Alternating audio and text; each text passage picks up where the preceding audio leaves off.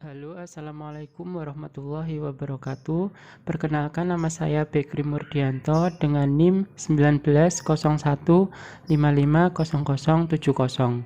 Di sini saya akan menjelaskan materi struktur data stack atau tumpukan. Apa itu stack?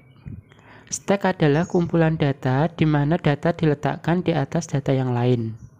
Stack dapat dianalogikan tumpukan buku pada sebuah kotak yang hanya memiliki satu sisi terbuka untuk memasukkan dan mengeluarkan buku dari kotak tersebut. Perhatikan ilustrasi stack sebagai berikut. Kita mempunyai sebuah kotak, lalu kita memasukkan buku satu ke kotak tersebut. Kemudian kita tumpuk di atasnya buku kedua, di atasnya lagi buku ketiga, lalu di atasnya lagi kita tumpuk buku keempat, dan paling atas buku kelima. Dan jika kita ingin mengambil buku ke-1, maka kita harus mengeluarkan buku paling atas, yaitu buku kelima keluar, buku keempat, buku ketiga, buku kedua, dan buku ke-1 baru bisa keluar.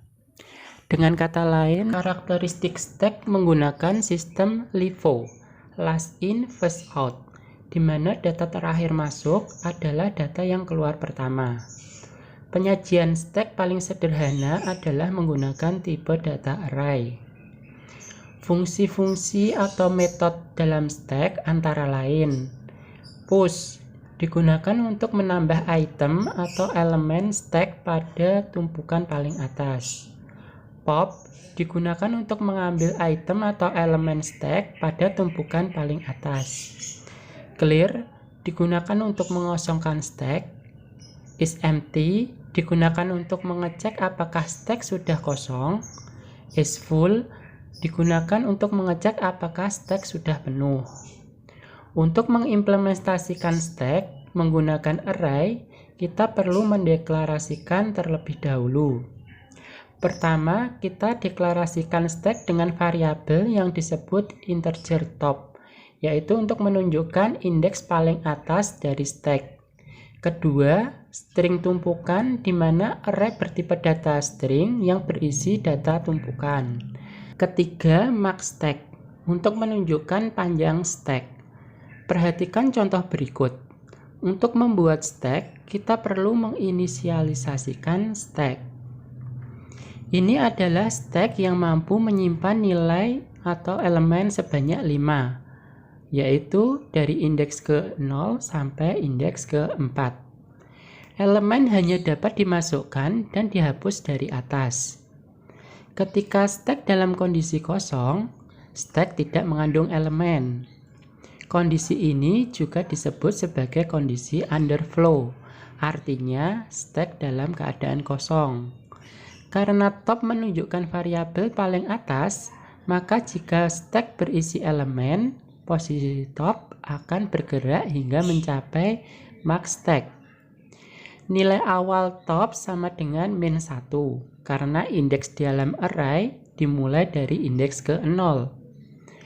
Untuk memasukkan elemen, maka akan memanggil fungsi push. Jika kita ingin memasukkan elemen ke dalam stack, maka nilai top bertambah 1. Top sama dengan top plus 1.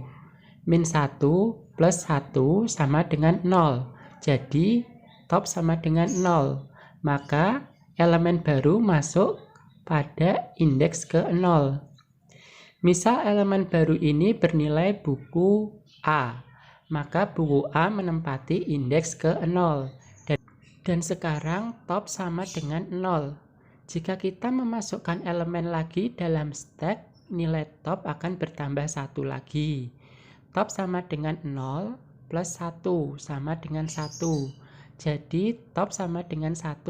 Maka elemen baru masuk menempati indeks ke-1. Begitu seterusnya sampai top sama dengan 4. Mari kita lihat stack sudah dalam kondisi penuh.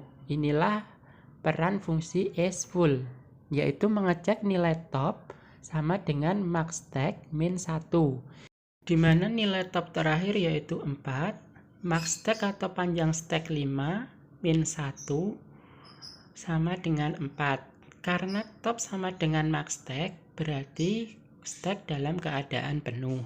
Ketika stek sudah penuh, maka stek tidak memiliki ruang untuk mengakomodasi elemen baru. Kondisi ketika stek penuh disebut juga kondisi overflow. Untuk mengambil elemen dalam stek, maka memanggil fungsi pop. Untuk mengambil elemen stek, maka nilai top dikurangi 1. Nilai top pada titik ini sama dengan 4. 4 dikurangi 1 sama dengan 3. Jadi, buku E terambil dan sekarang nilai top sama dengan 3. Dan jika ingin mengambil buku D, maka nilai top sama dengan 3 dikurangi 1 sama dengan 2. Jadi buku D terambil, nilai top sama dengan 2. Untuk memeriksa apakah stek masih kosong, maka dengan cara memanggil fungsi isEmpty. Caranya dengan memeriksa top. Jika top masih -1, berarti stek masih kosong. Sekarang bagaimana cara memeriksa kondisi underflow dan overflow? Kondisi underflow terjadi jika stek kosong, yaitu nilai top sama dengan -1, sehingga kita bisa menggunakan pernyataan if top sama dengan -1, berarti kondisi underflow. Dan untuk memeriksa kondisi overflow, maka kita bisa menggunakan pernyataan if top sama dengan max -1, maka itu berarti kondisi overflow. Dalam video ini saya sudah menjelaskan apa itu stek, karakteristik stek, analogi stek, dan fungsi-fungsi yang ada dalam stek. Kurang lebihnya mohon maaf. Terima kasih. Wassalamualaikum warahmatullahi wabarakatuh.